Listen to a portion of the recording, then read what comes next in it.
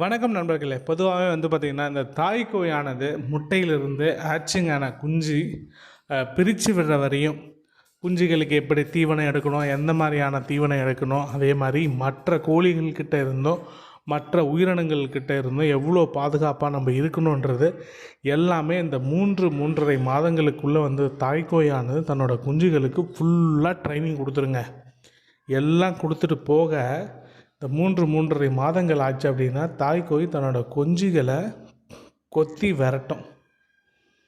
விரட்டிருச்சு அப்படின்னா அதுக்கப்புறம் இருக்கக்கூடிய லைஃப்பை அந்த குஞ்சுகள் தாய்க்கோய்கிட்ட இருந்து கற்றுக்கிட்ட பாடத்தை பேஸ் பண்ணி அதனோட லைஃப் டைம் ஃபுல்லாக பார்த்திங்க அப்படின்னா வாழணும். இது இயல்பாக இருக்கிறதுங்க. தாய்க்கோய்க்கும் இந்த குஞ்சுகளுக்கும் இருக்கக்கூடிய இயல்பு இதாங்க. முதல் 2-3 நாட்கள் இந்த தாய்க்கோய் குஞ்சுகளை கொத்துறப்ப குஞ்சுகள் தாய்க்கோய்கிட்ட வந்துக்கிட்டே இருக்கும். இருந்தாலும் தாய்க்கோய் குஞ்சுகளை கொத்தி கிட்ட சேர்க்காமல் விரட்டிகிட்டே இருக்குங்க. குஞ்சுகளை பிரித்து விட்டுச்சு அப்படின்னா குஞ்சுகள் மேய்ச்சலுக்கு போயிடும்.